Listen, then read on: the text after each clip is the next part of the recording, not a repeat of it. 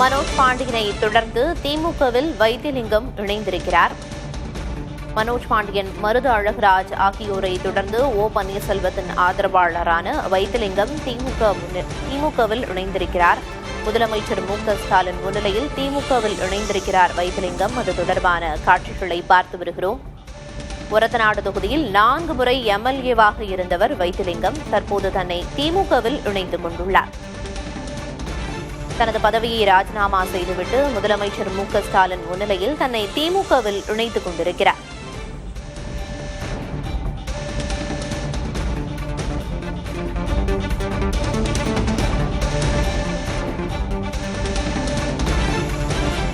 தற்போதைய தகவல்களை வழங்குவதற்காக செய்தியாளர் முருகேசன் இணைப்பில் இருக்கிறார். முருகேசன், தற்போது வைத்திலிங்கம் திமுகவில் இணைஞ்சிருக்காரு, மேலும் சிலர் வர இருக்கிறதாக தகவல் வெளியாகி இருக்கு.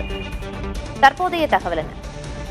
அதிமுக முன்னாள் அமைச்சர் வைத்திலிங்கம் தற்போது தனது எம்எல்ஏ பதவியை ராஜினாமா செய்துவிட்டு அவர் அண்ணா அறிவாலயத்தில் முதலமைச்சர் மு.க.ஸ்டாலினை சந்தித்து திமுக இணைத்துக் கொண்டார். அதனைத் தொடர்ந்து அவருடைய ஏற்கனவே கட்சியில் ஓபிஎஸ் அவர்கள் பலர் கருத்து வேறுபாடு அவருடன் இருந்து விலகி அவர் முடிவெடுப்பதில் காலதாமம் ஏற்படுத்துகிறார்.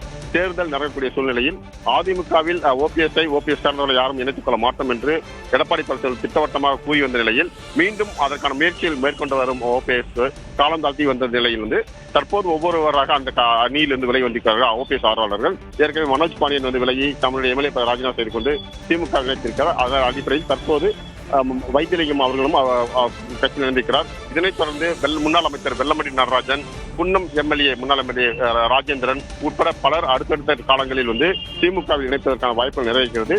ஒரத்தநாடு தொகுதியில் போட்டியிட்டு வெற்றி பெற்ற வைத்திலிங்கம் அவர்கள் மீண்டும் இந்த சட்டமன்ற தேர்தலில் போட்டியிடுவதற்கான வாய்ப்பு கொடுப்பதற்கான உறுதி கொடுக்கப்பட்டிருக்கிறது. அதன் அடிப்படையில் தனது உடல்நிலை கருத்தில் கொண்டு அவர் போட்டியிடாமல் அவருடைய மகனை போட்டியிட வைப்பதற்கான முயற்சி மேற்கொண்டு வருகிறார். அதன் அடிப்படையில் அவருடைய மகன் போட்டியிடுவதற்கான வாய்ப்பு அதிகமாக இருக்கிறது.